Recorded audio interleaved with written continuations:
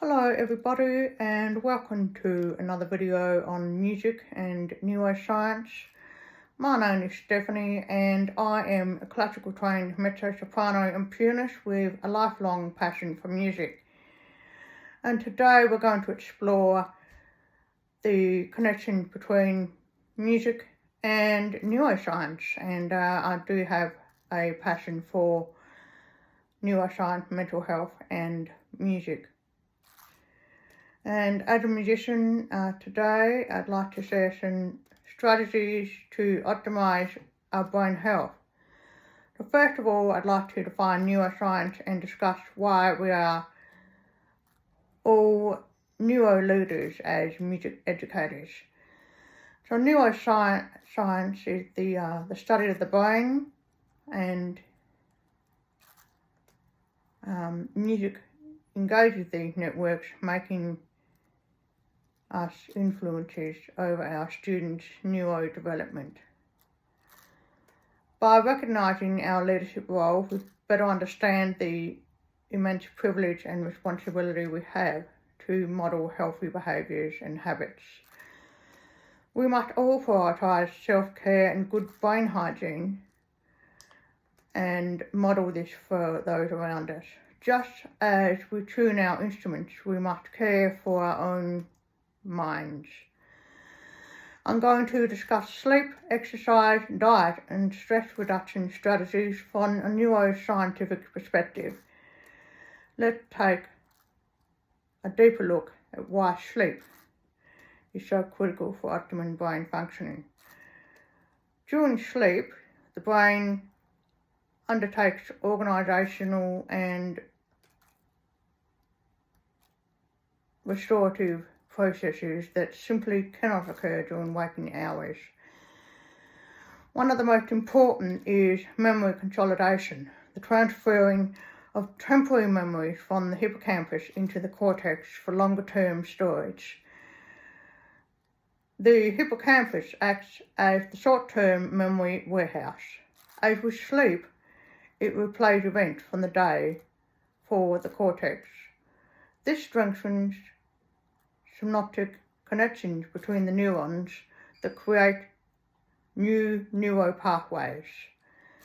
Getting insufficient REM and deep sleep presents memory consolidation, hindering learning. Another vital process is emotional regulation. While asleep, the brain clears stress chemical buildup accumulated during the day. This allows us to wake up with our nervous system reset and a balanced emotional state. Dreaming can also help process emotions attached to the memories. If we lack sleep, emotional reactivity increases significantly. Now let's discuss sleep needs for different ages.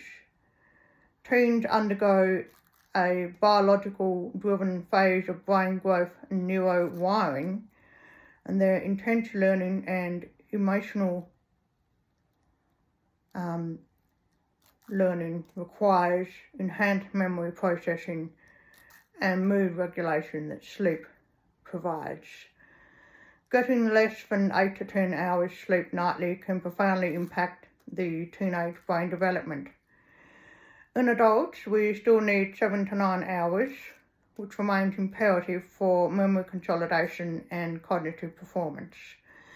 And sleep deprivation can cause defects in working memory, decision-making and emotional regulation by impairing the prefrontal cortex.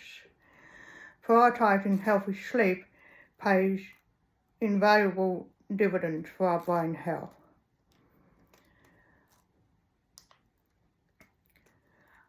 As for diet, the brain demands 20% of our daily calories. Complex carbohydrates provide glucose, its primary fuel source. Omega-3s and fatty fish build neuron cell membranes, while antioxidants in berries and dark chocolate enhance blood flow. Nuts also supply vital nutrients. Eating well provides the brain materials for our brains to thrive. And along with that, exercise is another brain essential that's required for optimum brain health.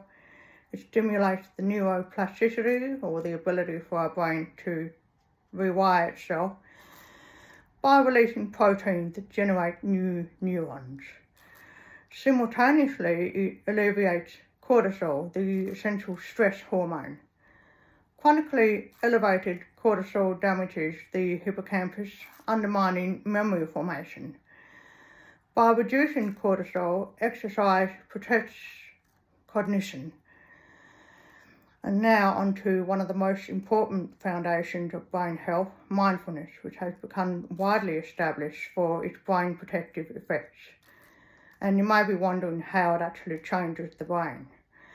Well, mindfulness impacts the nervous system in two main areas. First, by activating the parasympathetic nervous system to immediately induce a state of calm, known as the rest and digest. This lowers heart rate, breathing and blood pressure by decreasing stress hormone release.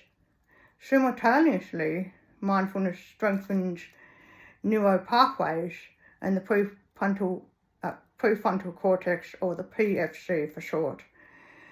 This region oversees working memory, willpower, emotional regulation and attention control. It handles all our higher cognitive thinking capabilities. With consistent mindfulness practice, the PFC grows thicker, indicating greater neuron density from neuroplasticity. The MRI scans reveal enlarged PFC regions linked to learning, memory and emotional processing. In parallel, the amygdala, the brain's threat detector, also shrinks in size during mindfulness. And this almond-shaped structure triggers anxiety and fear emotions, stimulating stress hormone buildup, whereas the small amygdala on MRI scans correlates with lower anxiety levels. Together, these neuro changes explains the long-term mental health benefits of mindfulness. Boosting PFC connectivity while decreasing amygdala reactivity regulates attention, resilience and emotional balance. This reduces anxiety, depression and burnout. The resulting calm, focused mental state also optimizes learning. As mentioned, chronic stress floods the brain with cortisol. This damages memory centers like the hippocampus while depleting motivation regulating dopamine.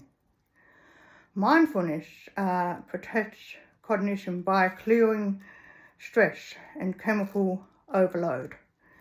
So to recap on today's video, caring for our brain involves prioritising sleep, nutrition, exercise and stress release based on understanding the neurological impacts. By learning these brain healthy behaviours, we become more effective for our students and as musicians.